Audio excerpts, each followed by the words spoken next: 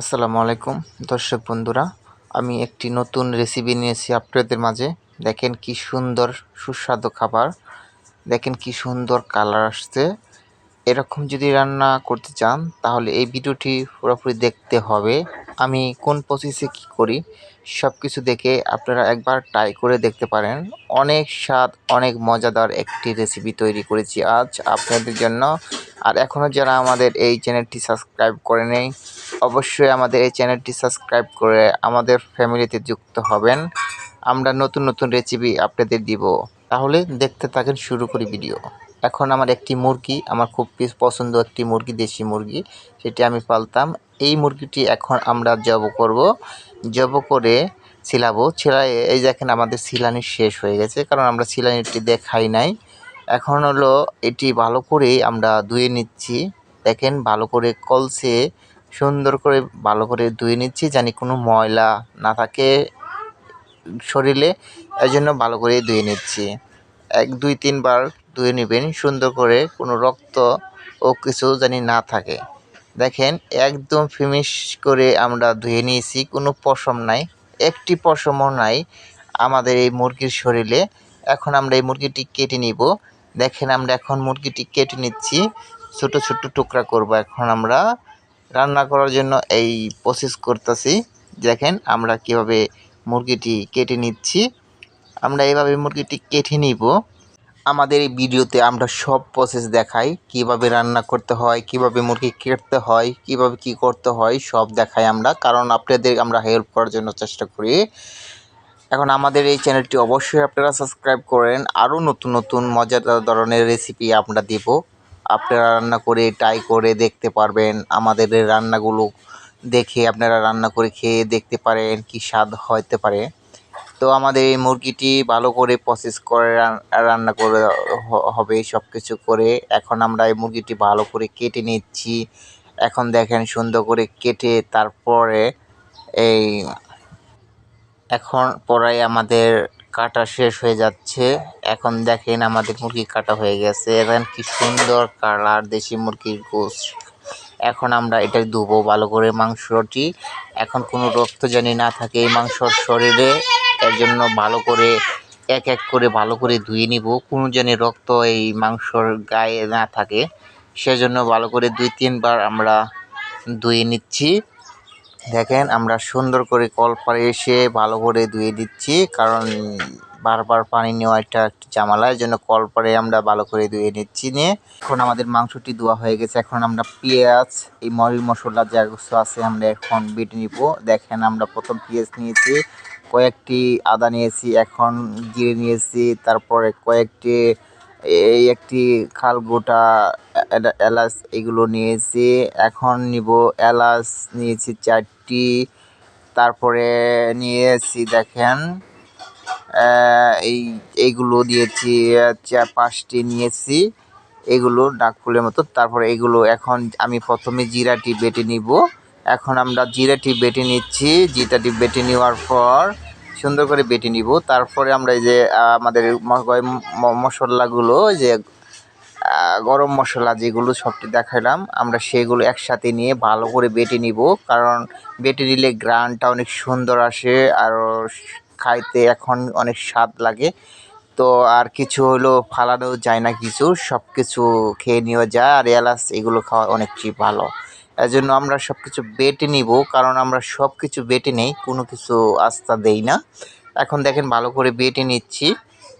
বেটে নিয়ে দেখেন এই বেটে নিয়ে ধুয়ে দিলাম। এখন আমরা এই বেটে নিচ্ছি ভালো করে মিহিন করে বেটে নিচ্ছি। ভালো করে মিহিন করে আপনারা এইভাবে বেটে নেবেন। আমি যেভাবে দেখাচ্ছি আপনারা অবশ্যই এইভাবে করবেন। তারপরে আমরা এই আদা নিয়েছি, এখন এই আদাগুলো ভালো করে ছেঁচে নিচ্ছি, কারণ ছেঁচে তারপরে বেটে নিব। গাইস আপনারা এভাবে বেটে নেবেন, আমি যেভাবে ছেঁচে বেটে নিচ্ছি। আর আপনারা যদি পাটা থাকে তাহলে ভালো, আর যদি আপনাদের কাছে পাটা না থাকে তাহলে আপনারা ব্লেন্ডার করে নিতে পারেন, কারণ আমার কাছে পাটাটি বেস্ট হয়েছে, সেই জন্য আমরা পাটাই বেটে নিয়েছি, কারণ পাটায় বেটে নিলে সব থেকে ভালো হয়। তো আপনারা যেভাবে পারেন সেভাবে করে নেবেন, কারণ আপনাদের মন মতন আপনারা করে নেবেন, আপনাদের যেভাবে সুবিধা হয়। কারণ আমার সুবিধা হয়েছে এই পাটার মধ্যেই, আমি এই জন্য পাটাই বেটে নিয়েছি। তারপরে এখন দেখেন রসুন নিয়েছি, সেই রসুনগুলো ভালো করে এই বেটে নিচ্ছি। দেখেন একদম মিহিন করে আমি রসুনগুলো বেটে নিয়েছি। আপনারা মিহিন করে বেটে নেবেন। তারপরে আমি এই পেঁয়াজ নিলাম এখন। আমি এই পেঁয়াজগুলো ভালো করে বেটে নিব, কারণ মশলাগুলো অনেক সুন্দর হয় এগুলো সব বেটে নিলে। একদম সুন্দর একটি মশলা হয়, পুরো একটি রেসিপি হবে আপনার। এই বড় এই রেস্টুরেন্টের মতো রান্না করা হবে, কারণ আপনারা রেস্টুরেন্টের মতো রান্না করতে পারবেন। আমি এই রেস্টুরেন্টটা সবাই এভাবে বেটে নেয়, আপনারাও এভাবে বেটে নেবেন। যদি আপনি অনেক মজাদার রেসিপি মশলা যদি অনেক সুন্দর করতে চান তাহলে অবশ্যই বেটে দিতে হবে। দেখেন আমি সব কিছু এখন বেটে নিলাম, আমি বেটে নিয়ে আপনাদেরকে দেখালাম সব কিছু। এই কালো যেটি দেখতেছেন এটি হলো গরম মশলা, যা ধরনের সব গরম মশলা একসাথে বেটে নিয়ে রাবর হয়েছে। এখানে আদা বাটা আছে, জিরা বাটা আছে, পেঁয়াজ বাটা আছে, রসুন বাটা আছে, সব কিছু আছে। এখন আমি রান্নায় করে গেলাম, রান্নায় যেয়ে এখন আমি সরিষার তেল দিলাম, কারণ সরিষার তেল আমি খাই, কারণ সরিষার তেল খাওয়া অনেকটা উপকারী। আমি সয়াবিন খাই না, মাঝে মাঝে সয়াবিন খেতাম, এখন সয়াবিন আমি খাই না। এখন আমি আপনারা সরিষার তেলে রান্না করবেন, কারণ সরিষার তেল অনেক ভালো। আর আপনারা যদি সয়াবিন দিয়ে রান্না করতে চান অবশ্যই আপনারা সয়াবিন দিয়ে রান্না করতে পারবেন। তারপরে এখন আমি এখানে 4-5টা তেজপাতা দিয়ে দিলাম। আমি তেজপাতা দিয়ে তারপরে একটু নাড়া দেওয়ার পর আমি এখন এই রসুনটি দিয়ে দিলাম। এখন রসুনটি আমি ভালো করে এই নিয়ে নিলাম। আগে পেঁয়াজ দিয়েছি, তারপরে এখন দিলাম আদা বাটা। এগুলো আমি যেগুলো সব ধরনের যে মশলাগুলো আমি বেটে নিয়েছিলাম সব এক এক করে আমি দিয়ে নিচ্ছি। দেখেন আমি এক এক করে সব দিয়ে নিচ্ছি, কারণ আপনারা প্রথমে আপনাদেরকে দেখাচ্ছি আমি কি কি মশলাগুলো নিয়েছি। সেই সব মশলাগুলো এখানে এক এক করে দিয়ে দিচ্ছি। দিয়ে এখন ভালো করে কষাতে হবে এই মশলাটি। এজন্য আমি ভালো করে এই নেড়াচিয়ে দিচ্ছি। দিয়ে এখন দিতে হবে আপনার লবণ। এখানে আমি প্রথম 1 চামচ লবণ দিলাম।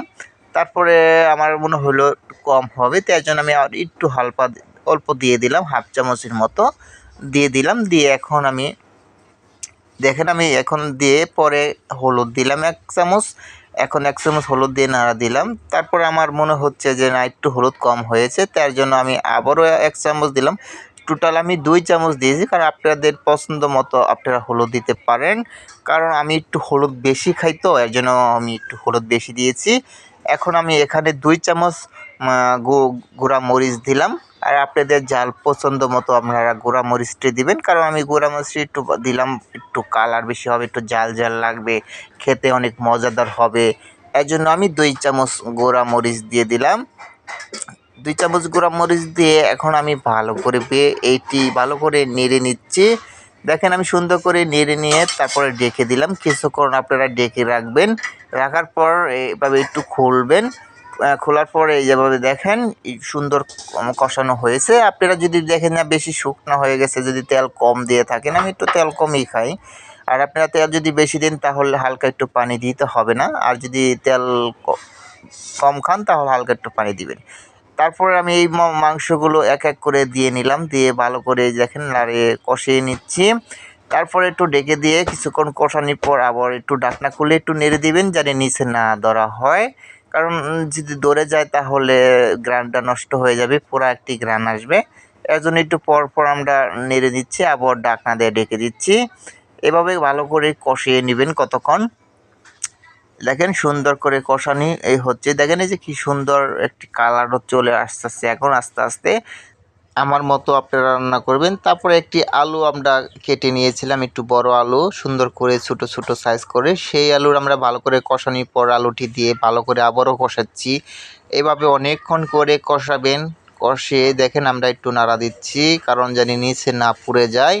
আপনাদেরকে সব বিষয় আমরা ভালোভাবেই বুঝিয়ে দিচ্ছি, কারণ আমরা আপনাদেরকে না বুঝিয়ে দিলে আপনারা রান্না করে আমাদের মতো রান্না করতে পারবেন না। তখন আপনারা মন্তব্য করবেন যে না ভাই আপনাদের মতো রান্না হলো না, আপনাদের কি, এগুলো আমরা সব এর জন্য ভালো করে বুঝিয়ে দিচ্ছি যেন আপনি রান্না করতে পারেন। এভাবে আপনি আমার পছন্দ মতো আপনারা পানি দিয়ে দিয়ে আপনারা দিতে পারেন, ঝোলটি দিতে পারেন। তারপরে আমাদের দেখেন আমাদের রান্নাটি হয়ে গেছে, দেখেন কি সুন্দর একটি কালার চলে আসছে। এইভাবে রান্না করলে আপনাদের অবশ্যই ভালো লাগবে। আর আমাদের এই ভিডিও দেখে যদি একটু ভালো লেগে থাকে তাহলে অবশ্যই আমাদের এই চ্যানেলটি সাবস্ক্রাইব করে আমাদের ফ্যামিলিতে যুক্ত হবেন। আর লাইক, কমেন্ট, শেয়ার করতে ভুলবেন না। আপনাদের কী ধরনের রেসিপি খেতে ভালো লাগে, পছন্দ কীরকম আমাদেরকে বলবেন। আমরা সেই ধরনের ভিডিও আপনাদের রেসিপি, আপনাদের পছন্দ মতো রেসিপি আমরা চ্যানেলে দিতে চেষ্টা করব। আপনারা অবশ্যই আমাদেরকে কমেন্ট করে জানাবেন। আর লাইক, কমেন্ট, শেয়ার করতে ভুলবেন না। বন্ধু-বান্ধবকে সকলকে জানিয়ে দিবেন এই রেসিপি। আর অবশ্যই এই চ্যানেলটি যারা সাবস্ক্রাইব করেছেন তাদেরকে অসংখ্য ধন্যবাদ।